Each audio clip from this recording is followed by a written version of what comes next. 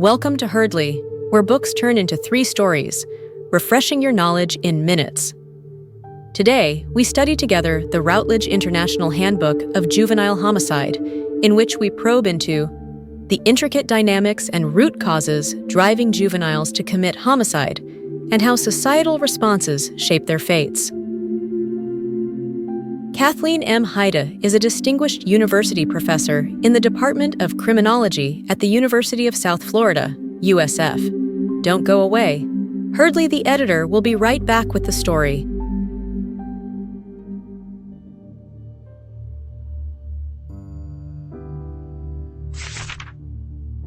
Let me take you through 3 striking stories that illustrate the complex forces at play when a young person takes a life. These stories might make you pause and reflect, as they did for me. The first story takes us to a small town where a 14-year-old boy named David lived with his mother. David was a quiet child, often seen as shy and withdrawn. However, what the outside world didn't see was the constant abuse he suffered at home. His mother, struggling with addiction, would often beat him, leaving him with bruises both physical and emotional. One night, after a particularly brutal beating, something in David snapped. He took his mother's gun, which she kept in the house, and shot her while she slept. It was a moment of unimaginable horror, but for David, it felt like the only escape from the hell he had lived in for years. The police found him sitting by her body, in shock, unable to comprehend what he had done. This tragic story reflects the extreme circumstances that can push a young person to commit such an unthinkable act. David's story isn't just about the crime. It's about the years of abuse and the absence of any support system that might have helped him before it was too late. Next, we move to an urban neighborhood where 16-year-old Maria found herself entangled in gang violence. Maria wasn't always a part of this world.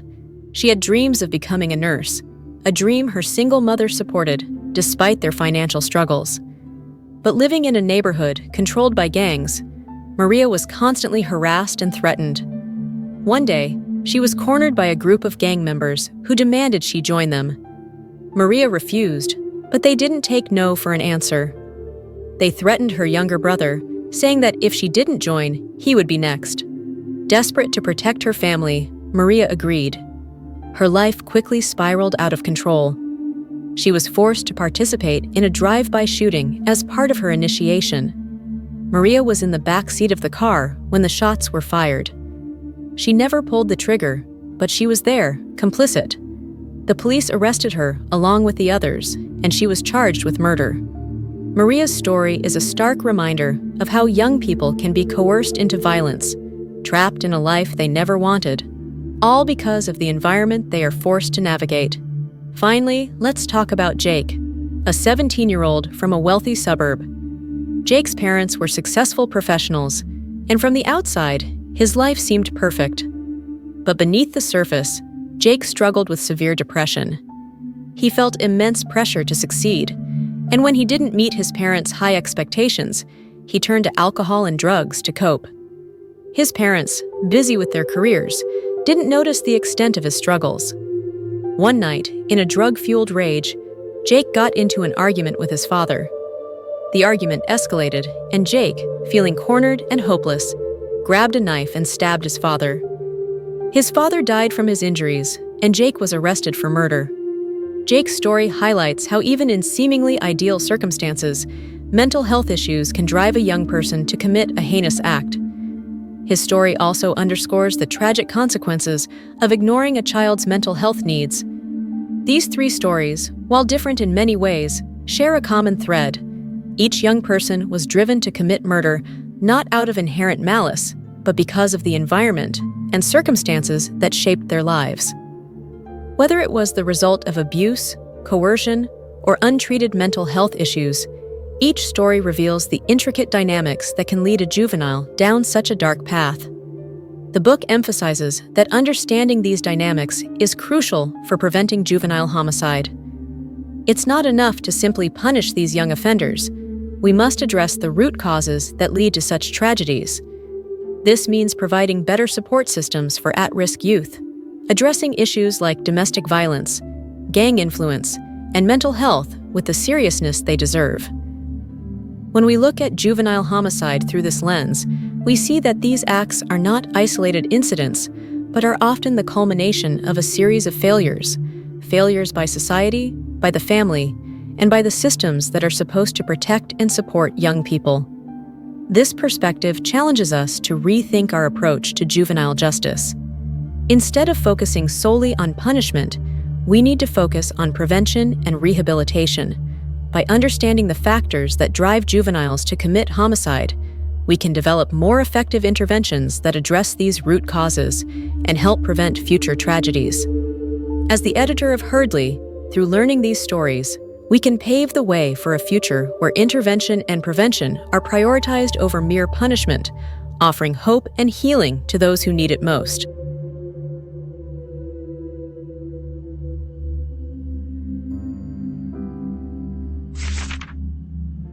In wrapping up our exploration, let's revisit the critical point. Understanding the complex dynamics and root causes that drive juveniles to commit homicide is essential for shaping how society responds to these young offenders. This is not just about the crime itself, but about the circumstances that lead to such devastating actions. Let me share one more story that brings this point home. Michael, a 15-year-old from a rural town, lived with his grandparents after his parents' tragic deaths. His grandfather, a strict and often harsh man, demanded obedience and discipline, leaving little room for Michael's grief and confusion. One evening, after a minor mistake led to a severe beating, Michael, in a moment of blind terror and anger, grabbed a heavy object and struck his grandfather, killing him instantly. The act was not premeditated. It was a desperate, impulsive reaction to years of suppressed fear and frustration. Michael's story is a chilling reminder of how unresolved trauma and a lack of emotional support can culminate in tragic violence. This story, like the others, underscores the importance of addressing the underlying issues that lead to juvenile homicide. These acts of violence are often cries for help, born from environments of neglect, abuse, and unaddressed mental health issues. The challenge for society is not just to punish, but to prevent, by creating systems that intervene before these tragedies occur. As the editor of Heide, by understanding these root causes, we can foster a future where the focus is on healing and prevention, reducing the likelihood of such tragedies in the first place.